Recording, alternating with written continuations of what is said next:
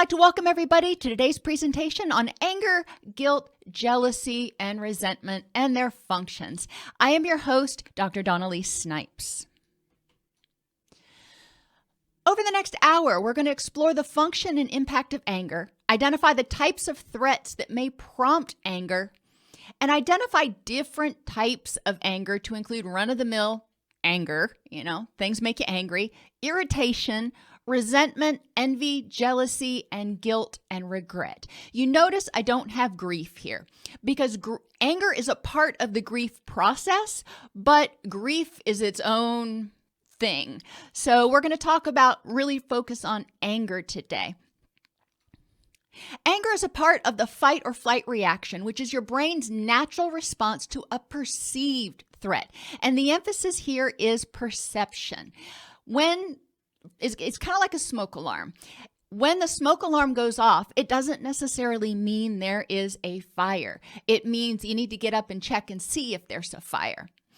When we get angry, when we perceive a threat, our threat response system, our HPA axis, gets hyperactivated. So we get into that fight or flight mode. It dumps norepinephrine, it dumps adrenaline, it dumps a lot of neurochemicals. Anger alerts you again that there might be a threat, and it gives you the energy to fight or flee so you can push away or dominate the threat.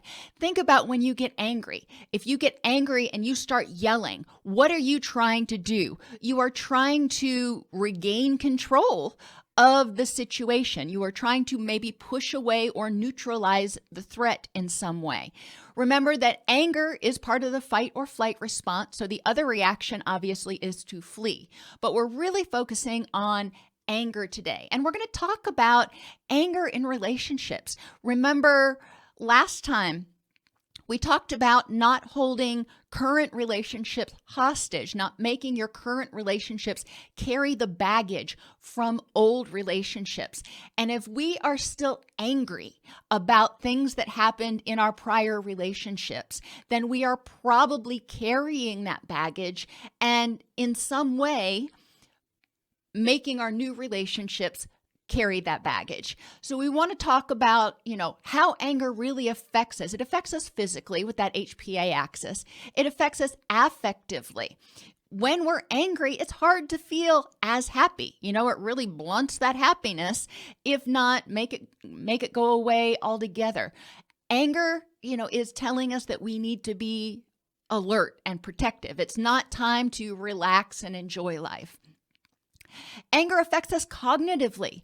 When we perceive a threat, or worse yet, if we perceive that the world is dangerous and we are angry a lot of the time, we are probably going to see life through an angry lens, which means we're probably going to notice the threats more so than we notice the not threats that are in our environment. So it's really important to recognize that it affects us physically, affectively, cognitively. Angry people tend to be more negative. Interpersonally, anger affects us because a lot of times people don't want to be around somebody who is really angry, and it can push away people. It can be used, unfortunately, to control some people, and a lot of times people don't really like being controlled that way, but they may fear getting away. We do want to recognize, and we're going to talk as we talk about each type of anger, we're going to talk about how that might impact relationships, because this obviously is part of the relationship skills series. It's important to remember that anger may come from current threats. You can look around, something is threatening your self-esteem, your person, your environment, something, that makes us angry, no doubt. Or it could come from negative inner voices, things that somebody told us a long time ago we should do or we shouldn't do. Those shoulds and shouldn'ts and inner voices can often make us feel like we don't measure up and make us feel threatened because we may fear that we're going to be rejected. Threats can be to your person, physical harm. I can get angry if I'm out running and one of the neighbor's dogs starts chasing me and, barking and baring its teeth. I usually turn around and try to be friends with it, but that's just me. But a lot of people get angry when dogs chase them when they're on their bicycle and, could make them fall or something. Anger or threats can come from threats to your property. When somebody damages your property, when your little brother popped the head off your Barbie dolls or whatever, you probably got angry as a little kid. It could also be to your property or to your environment. We get angry when our boundaries are violated. We get angry when somebody goes through our stuff. That is a threat. We feel violated. We don't feel safe in that space anymore.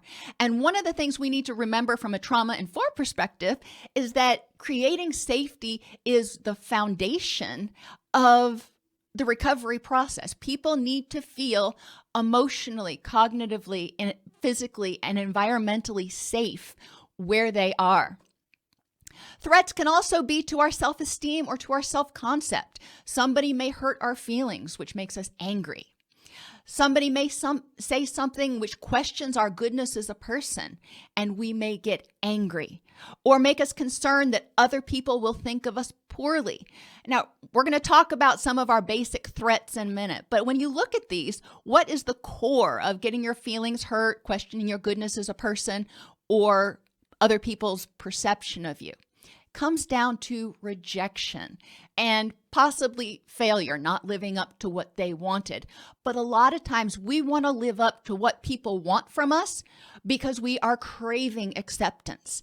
And that's where we need to look back at self-esteem and try to figure out if we are looking at others or looking to others to provide us validation, or if we're able to provide our own self-validation. If we can say and really believe, I am not going to be liked by everybody any of the time. It's just not realistic to expect that 100% of people are going to like me, and I'm okay with that. Or say something like, a lot of people will like me a lot of the time, but nobody is going to like me 100% of the time. And that's also pretty much true.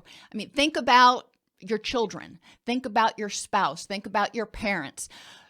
You love them and hopefully you like them too, but there are times when you may not like them, when they're going through a particularly difficult period for some reason. And it's okay to recognize and to acknowledge that, you know what, I really don't like you right now. Now, doesn't mean it has to stay. It could be, I don't like the behavior that you're doing. And we do want to separate behavior from the person. Where do these threats come from? Well, things others do or don't do. If somebody is, I'll give you the perfect example of my dog. We've got a puppy right now. Well, she's almost not a puppy anymore, but she is a handful. And she frustrates me so much when she doesn't listen and when she acts crazy. And she does. She jumps and, she wants to nip at everything and she wants to nitpick me. She was abandoned by her mother way, way, way too early. So she never learned proper manners. And we've been working on that. But when she gets excited, she forgets all of her training sometimes. And that can make me really frustrated. And it can be, as Marcella pointed out, an annoyance. And remember that anger goes along a continuum. There's irritation and annoyance. There's anger right in the middle. And then there's flat out rage. And depending on the level of the threat and the person's perception of their ability to control the threat and feel safe will kind of tell you where you're at on that continuum. Now, an interesting little thing that I'll point out is that our perception of any one event may differ on any given day. And the example that I always give is leaving the cap off the toothpaste. And, some people get really irritated when you leave the cap off the toothpaste. But most of the time, it's not that big of a deal. But if they've got a lot of other stuff going on in their life, if they're already experiencing distress and dysphoria, then leaving the cap off the toothpaste may prompt a much stronger anger reaction. When I work with clients, we talk about an anger meter of 1 to 5. I don't like using any more than 5 because it gets hard for people to conceptualize such small increments. 5 is good. But on a scale of 1 to 5, how did you react to that? 1 being minor irritation, 5 being completely, got upset and enraged. Where were you? And, they identify where they were at. And then I asked them, on a scale of 1 to 5, where do you usually react to that? And if they say a 5, then okay, we talk about that. But if they say, usually I react with like a 1 or a 2, then we talk about what the difference is. Why did you react with a 5 today? And if you go back to Linehan's work and backwards chaining and dialectical behavior therapy, a lot of times you can look backwards and see that there were a lot of vulnerabilities that were building up, minor stressors that were being additive, things that were coming up that were stressing the person out. Maybe they were, didn't have enough sleep. Maybe they didn't feel well, whatever it is. And, I will tell you that there are certain times where I can get up, and I'm a little bit of a freak about the kitchen. And if I get up in the morning and there are dirty dishes in the sink, most of the time it irritates me. It's somewhere between a 1 and a 2. But if I've had a lot of stress at work, or I haven't slept well, or I don't feel well, or, something else is going on, then it can really tick me off. And it tends to be a 4 or a 5. And it's important to recognize that. And I recognize that when I start reacting to dishes in the sink with a 4, I feel my face getting all flushed. I have to step back and go, really? Is this worth this level of a reaction? And it's important to be cognizant and acknowledge how you're feeling without judgment, and then identifying what your options are. I'm really ticked off about this right now. Okay. So let's not feed it and think about all the reasons that I deserve to be angry right now. Let's acknowledge that I'm angry over this and identify what my options are. We also can get angry because of our internal critic, the old tapes of other things people have told us from the past, like we should look a certain way or we should succeed. If we don't do this, then we are not considered lovable. And somewhere in that, I was in the comments, I was seeing you guys point out again, it's important to remember to help clients separate themselves from their behaviors. They may be really lovable people. I mean, I'm pretty sure they are. They're lovable people, but they make mistakes. Guess what? We all make mistakes. They may be really awesome people, but you know what? Today, they are being really snarky. And we all have those days. I'd like to say that, we don't, and that people can get to the place where they never have a snarky day, but that's just really not realistic for the majority of the population. I have a really good friend who's a nun, and, I think, well, she's a nun. Of course, she doesn't get irritable, but I am wrong. She does. She's human. And it's important to recognize the shoulds that we're telling ourselves. And conscience can make us angry. It can make us feel guilty or regretful. Guilt is anger at ourselves for doing something that we shouldn't have done, or for not doing something that we should have done. And when you think back over the things in your life that you feel guilty for, you can identify that there's a should associated with it. And it's important to check that should. Is that should valid? Do you believe that should? Sometimes I'll be sitting on the couch watching a movie on the weekends and I start to feel guilty because my inner voice is telling me I should be up doing laundry, cleaning the house, wiping down the baseboards, doing something. I shouldn't just be sitting on my butt. And in reality, it's not necessarily true. That should has no basis in fact, because then I counter it with, however, it's important for me to have some time for rest and relaxation so I am fully charged and able to be my best. And it's important for people to check that guilt. And one of the activities that I do in my guilt groups is I have people write a bill of rights. And it is a guilt bill of rights or a non-guilt bill of rights. And they write down the things that they have a right to do. They have a right to be happy, even if other people aren't. They have a right to set boundaries and keep themselves emotionally and physically safe. They have a right to rest and relax sometimes, and that's okay.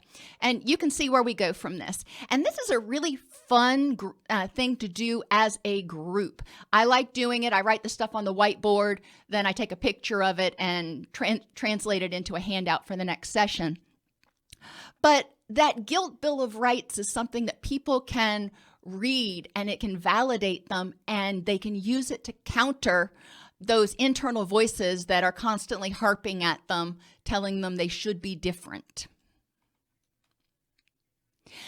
Themes of our threats. One of the biggest is rejection and isolation, especially for clients who have low self-esteem.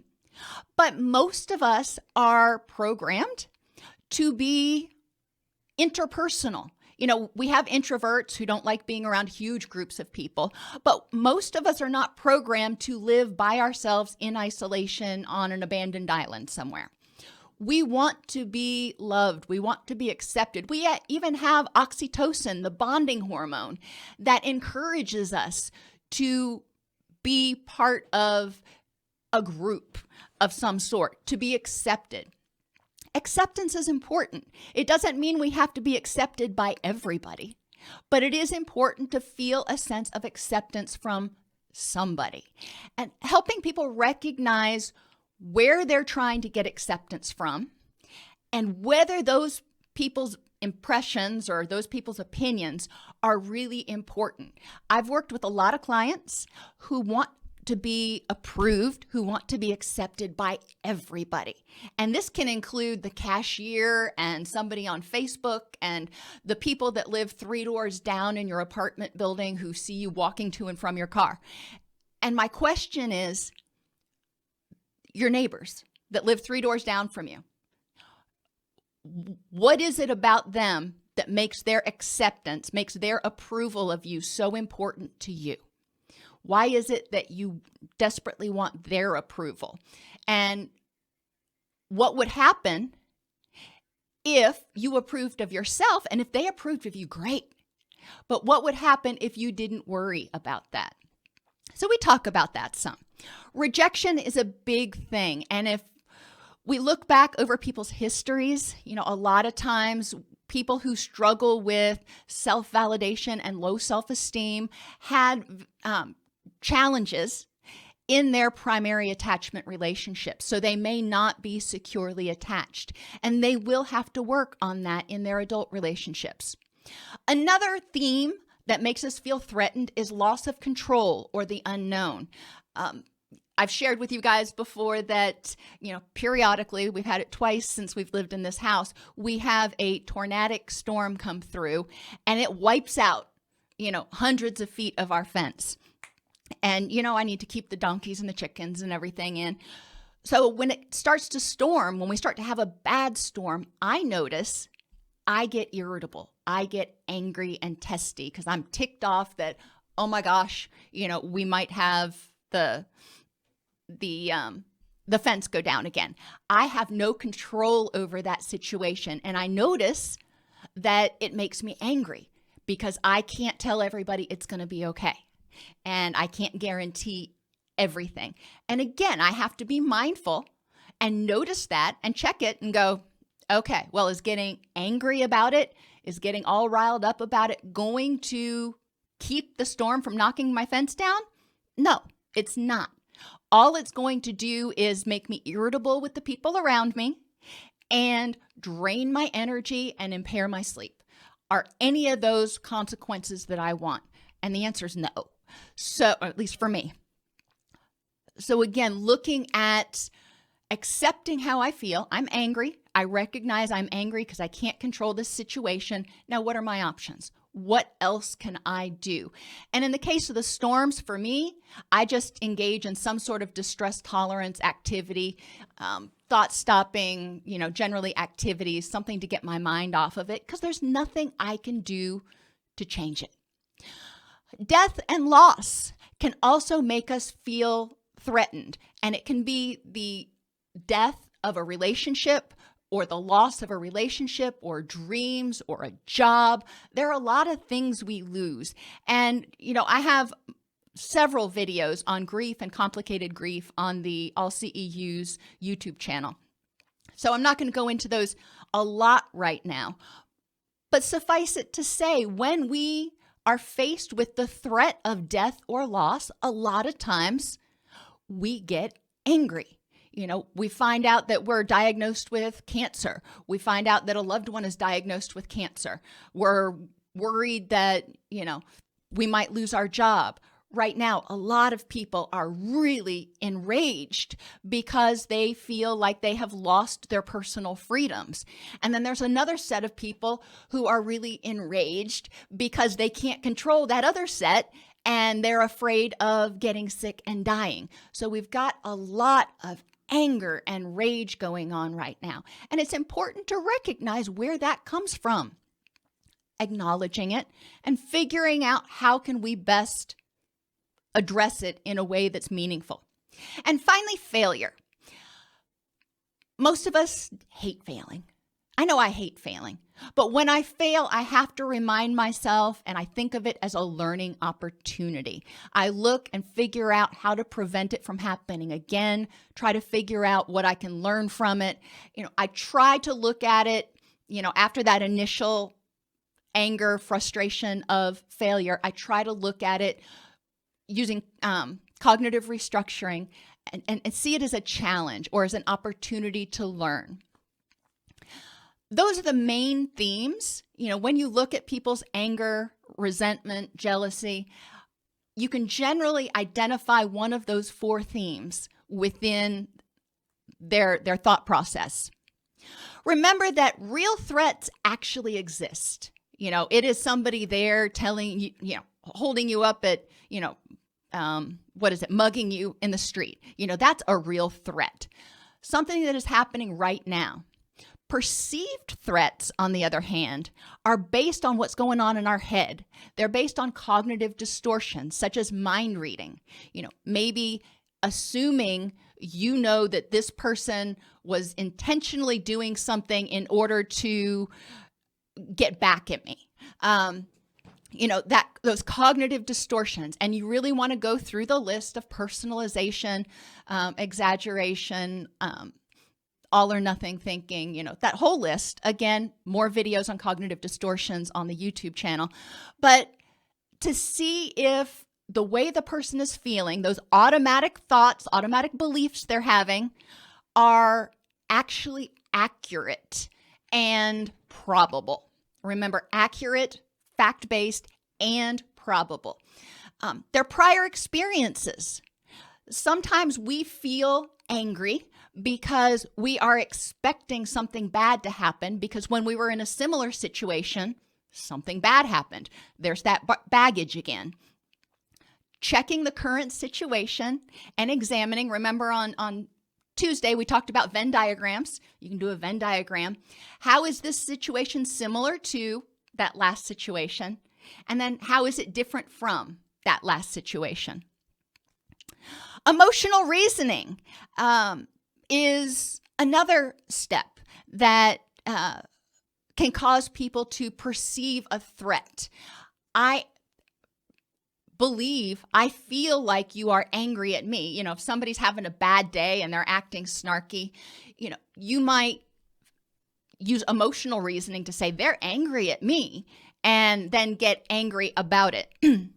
And incomplete information. And that's partly in those cognitive distortions. But sometimes we see things as a threat because we don't have all the information, like flying on an airplane. That's more of a fear thing for most people. But people may get frustrated or agitated when they're on an airplane because they're stressed out, because they are anxious, and then they may get angry because they're already feeling anxious and they're feeling out of control, so they're trying to control whatever they can in their situation. But flying on an airplane, especially the big ones, is actually really safe. Once you have all the information, how many flights take off and land per day versus how many crash, and the percentage is so minuscule. Those are all things that we want to help people check in order to identify where their threat is coming from. Their anger is their anger, and I am not going to invalidate that. I want them to notice how they feel, accept their anger, and again, check what is the next thing I can do to improve the moment. Now, in terms of addressing explosive anger, there is a video on the YouTube channel that goes through a 10-step or 10-session anger management curriculum.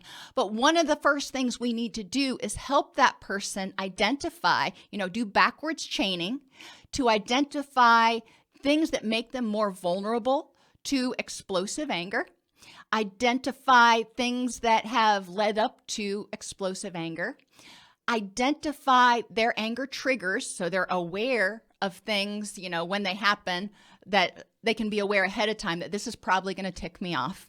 When, for example, when I have contractors coming over and I know likely they're going to be late and likely it's going to tick me off. I just know that's one of my anger triggers. So I hang that one right on the doorknob. And they need to be aware of their anger warning signs. There are warning signs prior to the explosive anger that happens. So again, they're recognizing vulnerabilities, things that make them more likely to respond with explosive anger. They are recognizing things that trigger their anger and developing a plan to deal with those when they occur, because we can't prevent everything from making us angry. And they are identifying and becoming more mindful of their anger warning signs. And for some, that can be clenching their fists. For others, for me, I know if I'm sitting down, I start bouncing my leg really vigorously. And I know that is my HPA axis ramping up. That's one of my first signs. Or I clench my teeth. When people start noticing those early warning signs, then they can stop. Most of the time, unless they're dealing with intermittent explosive disorder, in which there are other factors at play and other interventions that are too numerous to get into here. Generally, once people start becoming more aware and they have a plan to deal with it, going back to those themes, helping them identify the themes that underlie their anger. Once they identify the triggers, identify the themes that underlie their anger, their guilt, their resentment, their jealousy, whatever it is, and start dealing with those underlying issues. You're taking, think of a pressure cooker, and when you start dealing with those underlying issues, you're letting some of the steam off so they are not as likely to explode. If they are not dealing with stuff, if they're just stuffing it, then think of that like that pressure cooker. And eventually, if the heat keeps going up, the top's going to blow. With clients, asking them how they handle threats to their person or property, and encouraging them to think about when people get up in their face, when people get in their space, when people cut them off in traffic, get too close to them at the grocery store, whatever it is. How do they handle that? And what is it about that situation that makes them feel threatened? Go back to those threats. Are they in fear for their safety? That could be because they have been victimized before, and we've got some trauma stuff that we need to address. It could be a cultural thing, a respect thing, whatever it is. But we want them to identify what triggers their anger with regard to threats of their person or property, why that triggers their anger, and what options they have to deal with it. How do you handle threats to your self-esteem? And this can make for an entire group, but what things hurt your self-esteem? What things make you angry that other people do? And encourage them to recognize how that might make them feel threatened because they fear rejection, isolation, loss of control, or failure. Maybe they're in a conversation with somebody and they feel like that person has said that they have failed and they want that person's acceptance, and they're afraid that with failure comes rejection. So you're talking through and really trying to articulate and identify the themes that are going on and help them figure out where those themes came from and develop a plan. Anger is a generic term that describes the fight reaction in response to a threat. When people get angry, they want to either conquer the threat or they don't see any options for escape. So I have on here, think cat in a corner. Whenever one of my fosters, especially one that's more feral, gets trapped in a corner, what do? They roll over and they hiss and they try to swat and they try to bite because they don't see any option for escape. They are terrified. Anger happens on a continuum ranging from irritation to rage. The level of anger experienced is usually in proportion to the immediate threat and the cumulative effect of multiple threats. So if you've been having a ducky week and things are just going great and somebody leaves the cap off the toothpaste, probably just going to be a mild irritation. If everything seems to have been going wrong since you got up on Monday morning and it's now Friday evening and something happens, then you may respond with a much stronger level of anger because you're worn down. You're exhausted. You're feeling more and more powerless and depleted throughout the week, which is another reason it is so important for people to be mindful of even mild irritation and deal with it so it doesn't drain them, so they're not still perseverating on it when they lay down to go to sleep at night, because that drains their energy and it makes them more likely to react with more anger to future issues. Many times when people feel angry, underneath, they also have a sense of helplessness or disempowerment. Again, especially if the person has a history of trauma or a history of disempowerment in some way, then, which almost always is trauma of some sort, we need to recognize that and help them identify ways that they can feel safe and empowered to keep themselves safe. They may not be empowered to change the situation, but how can they be empowered to keep themselves safe? Encourage people to identify what triggers your anger. And this is one of those that you can do with the flip chart paper in the corners of the room.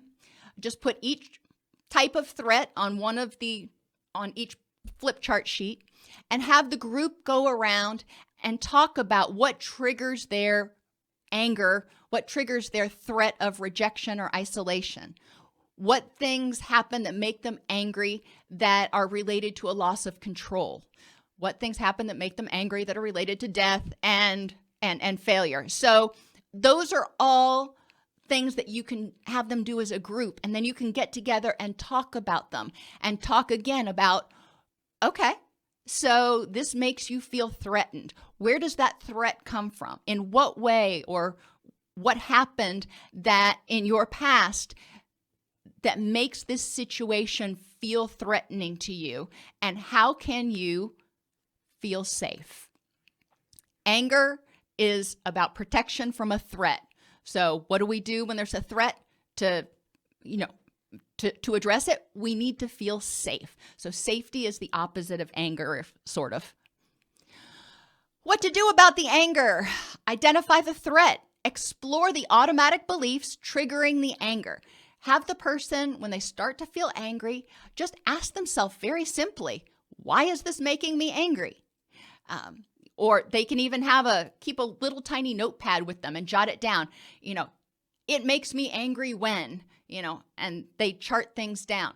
I have over here on the side some things that have often come up in my groups: when doctors run late, when friends fail to keep a promise, when people break the rules and get rewarded, when I don't get a promotion that I feel I deserve.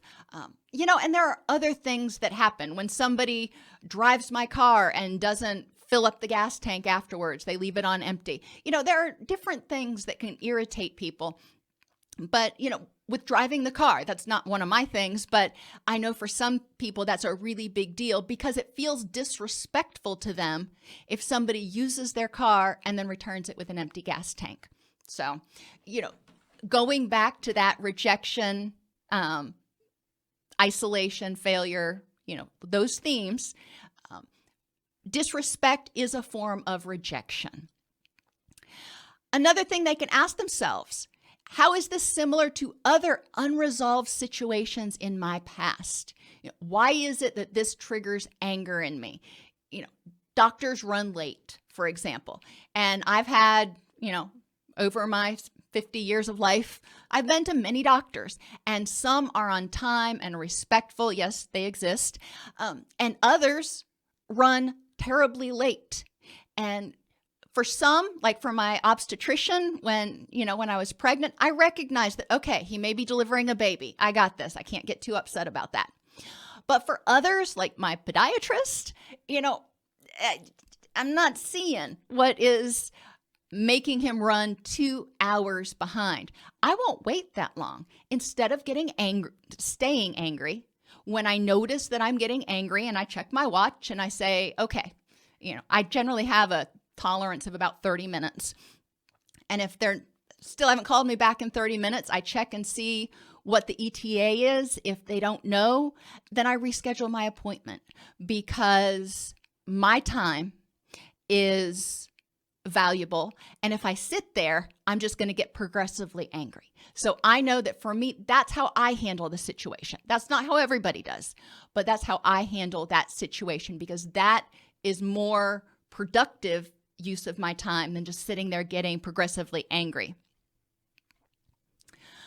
Have people identify what threat theme it is related to.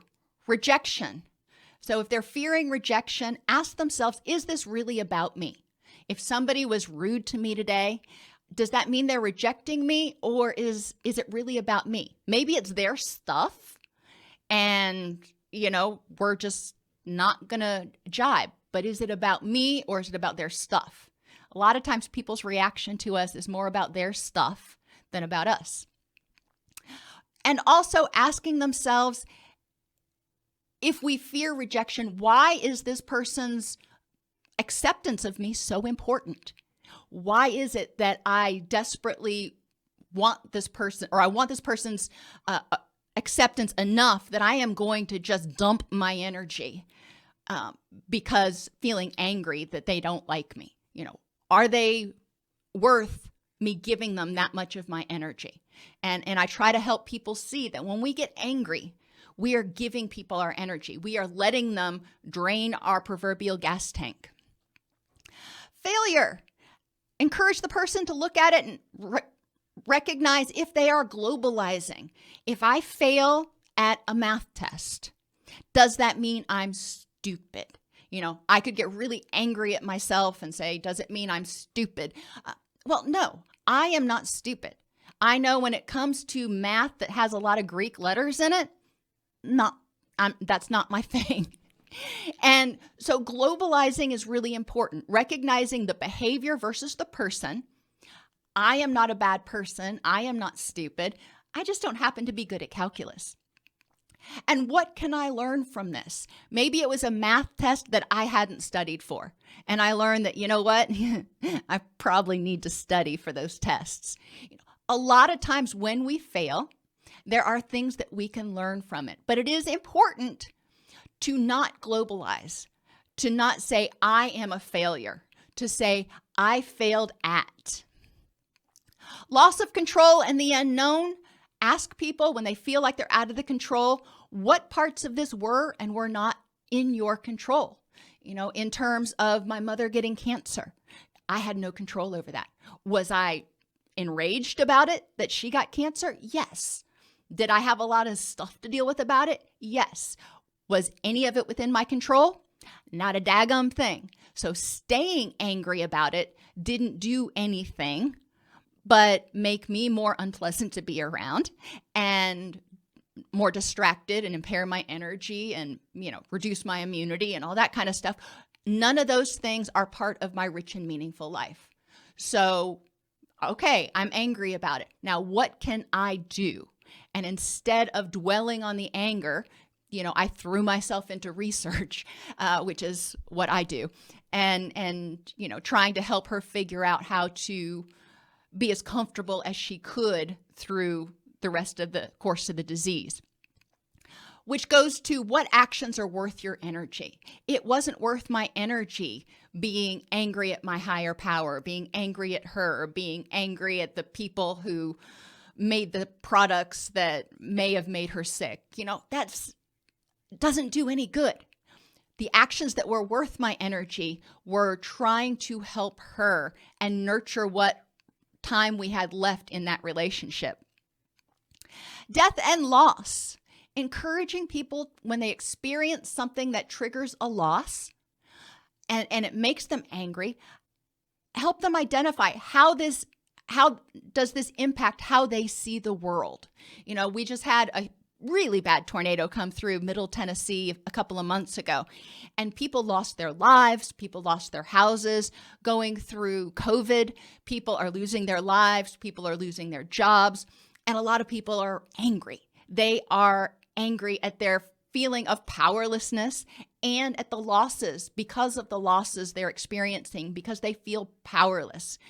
I said earlier that we need to help people feel safe. Well, part of feeling safe is feeling empowered. If I feel empowered to do things to keep myself safe, then I'm going to feel a lot safer than if I'm relying on other people to keep me safe. So we want to help people feel empowered in the face of loss. What parts of this do you have control of? How does this impact how you see the world and how you see yourself? Encouraging people when a loss happens, maybe they get divorced, and they're angry about how that relationship ended. How does this impact how you see the world, other relationships, and yourself? Encouraging them to really process that anger and identify the threats that are associated with that loss. What does it mean in terms that you got divorced? What does it mean to you in terms of your sense of acceptance versus rejection, your sense of empowerment versus loss of control, your sense of success versus failure? All of those themes come up when we talk about a lot of different types of losses. One activity you can have people do is just this chart. On the top line, you put, what is the threat to your person, your property, or your self-esteem? Who is causing the anger? Is it being caught? Are other people doing something that's making you angry?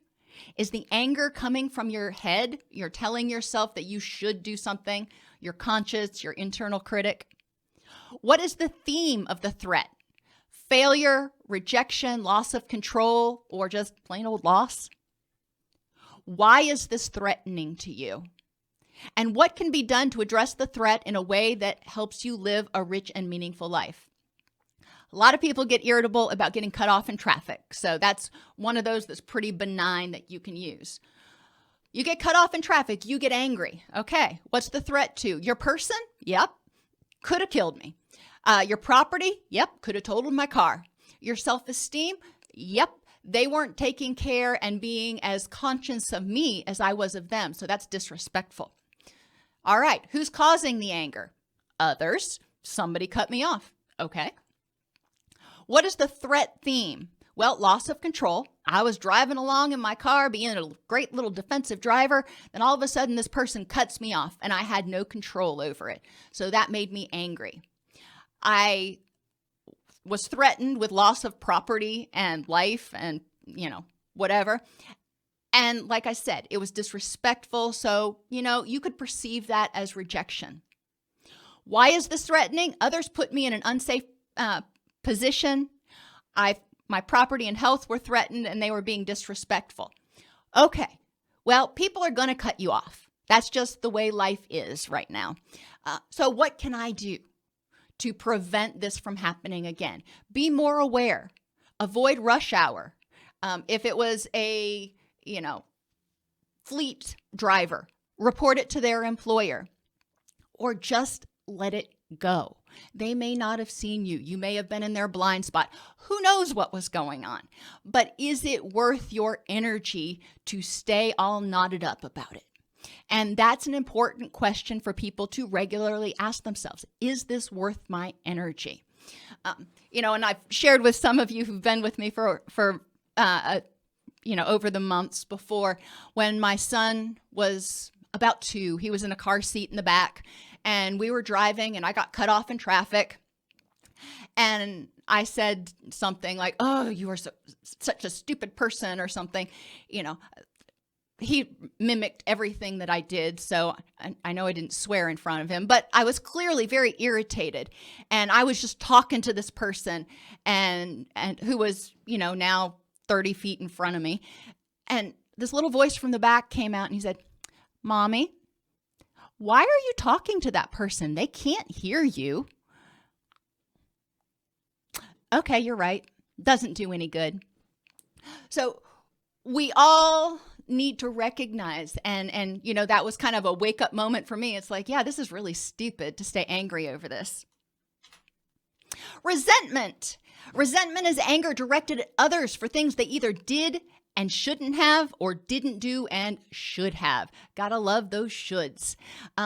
What is the impact of holding on to your resentments? How does it impact you emotionally, being around that person or others? If you hold on to these resentments, a lot of times you expect others to let you down, and then you may start finding other things to be resentful of, and it just builds up that negativity. Mentally, how does holding on to resentments impact you? If I hold on to resentments, that means I see certain people as being unsafe, which also might make me be more alert for other people and any signs that they may be unsafe. So it may make me more hyper vigilant to things that could prompt resentment. Physically, just like any other form of anger, it's going to disrupt our sleep. It's going to cause muscle tension. It's going to increase pain. It's going to, just make us more tired a lot of the times and potentially reduce our immunity. Interpersonally, if you hold on to resentments, a lot of times that comes out in your relationships, whether you're more guarded from connecting with other people, or you badmouth the people that you have resentments towards, or there are a lot of different ways it comes out. And it's important for people to identify, how does their resentment come out? How does their resentment impact their other relationships and their ability to be as happy and healthy as they can be?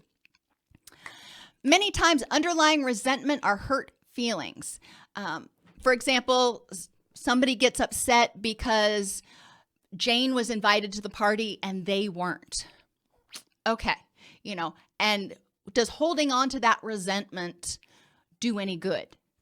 Probably not. They can't change the past. They can't control that situation. Could they ask why they weren't invited? Well, yeah, that's possible. Is it that important to be invited? And could there be other reasons why they weren't invited? Maybe the party was not as big of a party and they were trying to set Jane up with somebody else. And so, it was more of a double date hookup sort of thing. There could be a lot of reasons why one person wasn't invited to a party. Have people make a chart with 4 columns, or you can go around in the flip charts and do it. One for each threat: rejection, loss of control, death, and failure. Have people take 30 minutes and identify as many resentments as they can and place them in the appropriate column. But they can only choose one column, so they don't have the same resentment everywhere. Review the finished list and mark off all the resentments over which you have no control. I can't control what this person did or didn't do. I can't control whatever. Now cross off any that have no effect on your ability to live a rich and meaningful life. I resent what this person did 6 years ago, but does that impact my ability to be happy? No. Explore how you can accept these things and let go of the anger. And of the ones left, the ones you haven't crossed off, brainstorm ways of addressing the resentment, figuring out what are your options to quit holding on to that resentment, because that takes a lot of energy, and using that energy to do something about it so you can have a rich and meaningful life. Envy and jealousy can be thought of as anger at someone else for having something that you want. And a lot of times people who have low self-esteem tend to have more issues with envy and jealousy because they think, if I was only as pretty as that person, if I was only as popular as that person, if I was only as rich as that person, then people would love me. And we want to look at, where does this envy and jealousy come from? Why is it so important to have the biggest house or be the most popular influencer on YouTube? Or, why is it so important to have more likes on Instagram than somebody else? Whatever it is that is causing the person envy and jealousy, we want to understand how that communicates or translates to acceptance or success or control. Going back to those threats, obviously in that person's mind, if I had those things, then I would be accepted instead of rejected, be successful instead of a failure, have control instead of being out of control. You see where we're going. Have people really ponder the impact of holding on to envy. What is the impact to me of being envious of somebody who is, a major influencer? It doesn't do me any good. Can I be happy for their success? Can I use them as a role model, thinking, yes, I can do that too? That's different than being envious and being angry at them for being successful. Thinking about the impact, how it impacts you emotionally, mentally, physically, interpersonally, and even spiritually. How does that affect your desire to connect with others? Many times underlying envy and jealousy are low self-esteem, lack of gratitude, lack of clarity about personal goals, or erroneous conclusions like, if I were rich, I would be happy. We want to help people identify what they're envious about. Why generally we are envious because we think if we had that, we would be happy. So in what way could that make us happy or happier than we are right now? And how else might we achieve happiness? Have people identify each of the people and things that they envy. And in what way does each of those people or things, represent acceptance and inclusion, control and power, success, or someone having something that you lost? Maybe you are envious of someone who is now dating your ex-boyfriend or something. I also encourage people to think, why might people envy you? And sometimes it takes a little bit of thinking, but encourage them to recognize that there are other people out there who probably envy them. And that helps them kind of build their self-esteem to think, yeah, I have some things that other people might want. In what ways does each of those things that you have that people envy represent acceptance, control, power, success, and having something someone else lost? You have things that other people want. So just recognizing that. What does it mean if people don't envy you? And sometimes people feel like it's rejection, or they have no control, or they failed in some way if they don't have the masses falling at their feet and envying them. And it's important to have people really check the logic of this and whether their happiness is about the degree to which people envy them, or their happiness is coming from somewhere else, like feeling safe because they feel they won't be rejected. Have people identify 3 people in their life that they respect and love but don't envy. And then discuss whether it's possible to respect and love someone and not want to be like them or have what they have. You know, I have people in my life that I respect and I love to death, but I'm not angry at them for their success. Some of them are role models, but I don't envy them. There's no anger there. Guilt and regret are anger directed at yourself for things that you did and shouldn't have, or didn't do and should have. You know, a lot of times we have guilt and regret about things we should have said to somebody, and we never got a chance to, or things we shouldn't have done in a relationship, but we did.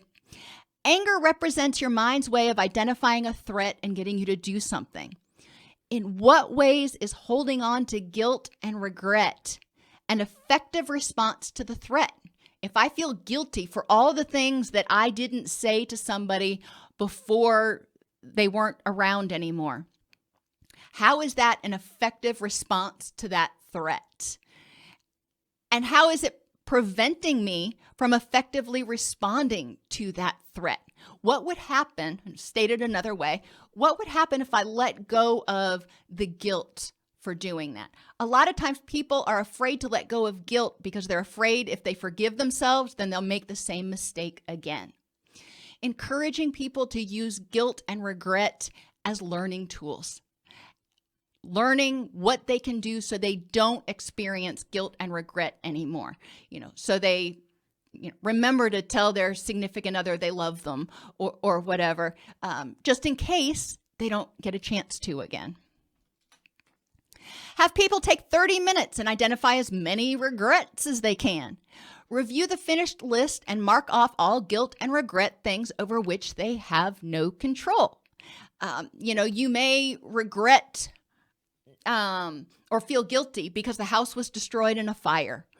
Well, I feel guilty sometimes when things happen that upset my family, but there's nothing I can do about it. I don't have control, and I wish I could, but I recognize that feeling guilty over it isn't going to bring it back. So looking at, okay, what can I do to improve the situation? Cross off any things that you feel guilty over that have no effect on your ability to live a rich and meaningful life, like not taking your parents' advice. You may regret not doing that. I regret there were things my parents said that I'd be better off today if I would have followed it, but I have a very rich and meaningful life despite the fact that I made some poor choices in my youth. Explore how you can accept the things and let go of the anger at yourself. Of the ones left, whatever you haven't crossed off yet, brainstorm ways of addressing each of those resentments or guilt issues and consider addressing one each day, whether it's writing a letter to somebody or calling on the phone and making amends or doing something nice, whatever it is. Have people identify ways they can start addressing the guilt and letting it go, because it's just self-anger is so toxic. It's so draining. When we feel guilty, we are basically beating ourselves up emotionally, and that's exhausting, and it takes a toll on our self-esteem. Forgiveness is a power move. It allows you to choose to stop giving your power to something or someone else, to stop letting it make you angry. Encourage people to use the word I choose. I am choosing to be angry. I am choosing to stay angry. Forgiveness doesn't mean it was okay. Forgiveness means accepting reality as it is and choosing to learn from the experience and use your energy for things that are more meaningful or that you have control over. Now remember, anger, the initial feeling, is natural, normal, and protective. Holding on to it and nurturing it, that tends to drain our energy. Anger exists on a continuum. It's a response to a real or a perceived threat designed to get you to do something. The intensity of the response often represents the level of threat to you in that moment based on how you feel in that moment and your reserves. Many times threats are perceived based on prior learning that trigger memories of critical self-talk. By knowing what's important and meaningful in your life, you can more effectively identify what things actually represent a threat and respond more effectively. Alrighty, everybody, thank you for being with me. And I did notice there was some conversation.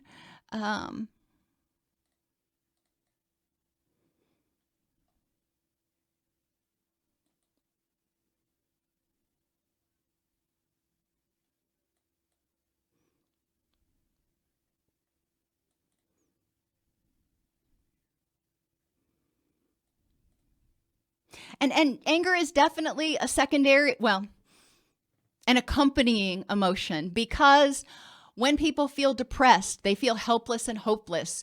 Helpless translates to loss of power, which is a threat, which can make us angry. So yeah, I mean, when we trace it back to those basic threats, we can see how depression, anxiety, and anger actually can all sometimes coexist. Between writing notes, filing insurance claims, and scheduling with clients, it can be hard to stay organized. That's why I recommend Therapy Notes. Their easy-to-use platform lets you manage your practice securely and efficiently. Visit therapynotes.com to get 2 free months of Therapy Notes by just using the promo code CEU when you sign up for a free trial at therapynotes.com.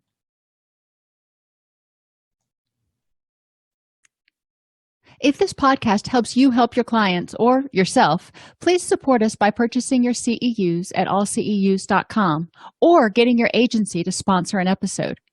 A direct link to the on-demand CEUs for this podcast is at allceus.com/podcastceus. That's allceus.com/podcastceus. To sponsor an episode of Counselor Toolbox and reach over 50,000 clinicians per week, go to allceus.com/sponsor. Thank you.